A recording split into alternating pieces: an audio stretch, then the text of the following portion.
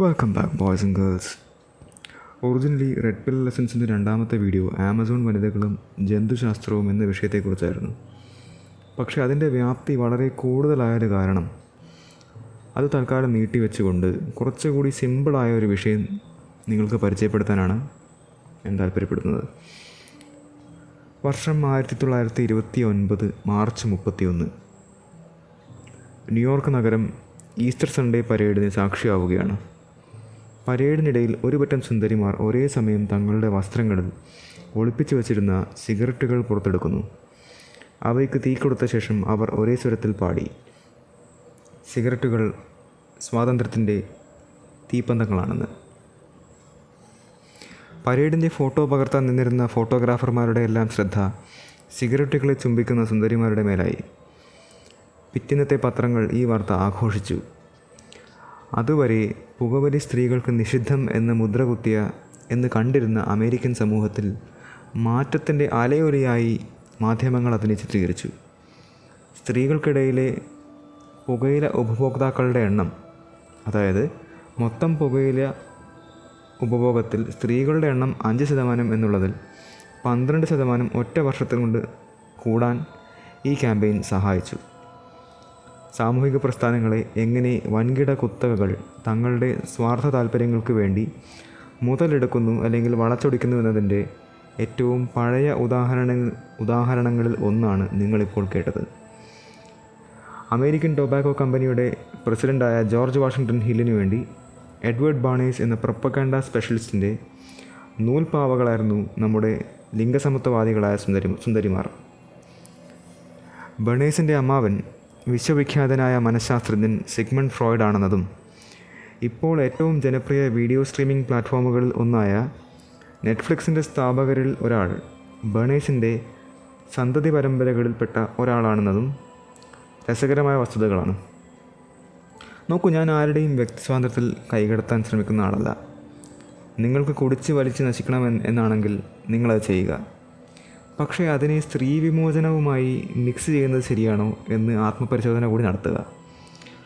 ആണുങ്ങളുടെ ഇടയിലുള്ള മദ്യപാനവും പുകവലിയും നിയന്ത്രിക്കാൻ പാടുപെടുന്ന നമ്മുടെ സമൂഹത്തിൻ്റെ ഇടയിൽ ഇക്വാലിറ്റി എന്ന് പറഞ്ഞ് പുകവലിയെ പ്രോത്സാഹിപ്പിക്കുന്നവർ ഇതുപോലെ ഏതെങ്കിലും എഡ്വേർഡ് ബാണേഴ്സുമാരുടെ കയ്യിൽ നിന്നും പൈസ വാങ്ങിയിട്ടുണ്ടോ എന്ന് അന്വേഷിച്ച് പോകുന്നതും നന്നായിരിക്കും.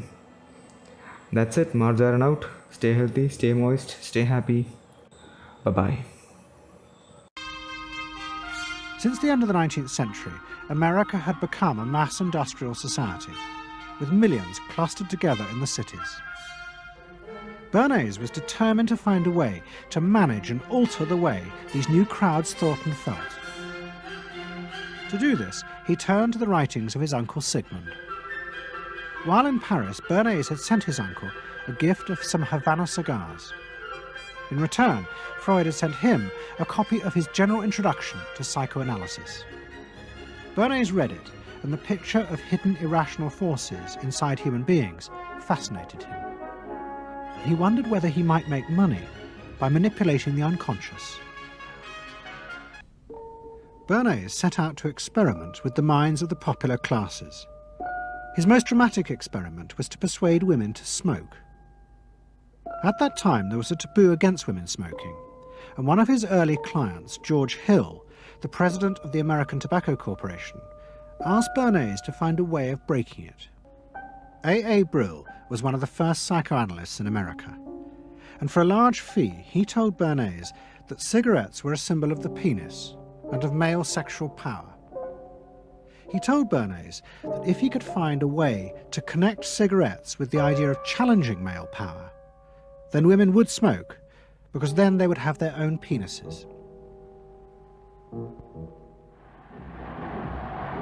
Every year, New York held an Easter Day parade to which thousands came, and Bernays decided to stage an event there.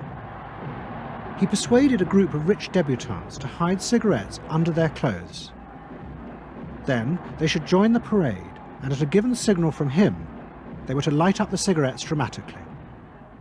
Bernays then informed the press that he had heard that a group of suffragettes were preparing to protest by lighting up what they called torches of freedom. He knew this would be an outcry, and he knew that all of the photographers would be there to capture this moment. And so he was ready with a phrase, which was torches of freedom. And so here you have a symbol, women, young women, debutantes, smoking a cigarette in public with a phrase that means anybody who believes in this kind of equality pretty much has to support them in the ensuing debate about this, because torches of freedom. I mean, what's on all American coins? It's liberty. She's holding up the torch, you see? And so all of this is there together. There's emotion, there's memory, there's a rational phrase, even though it's using a lot of emotional elements. It's a phrase that works in a rational sense. All of this is together.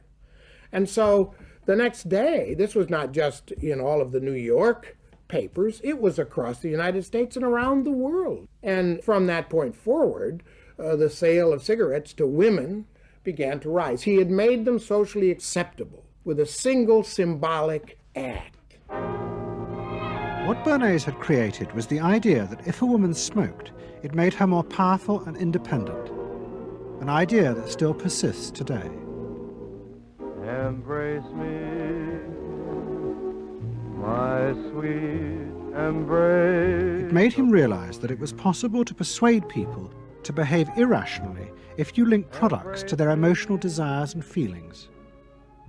The idea that smoking actually made women freer was completely irrational, but it made them feel more independent.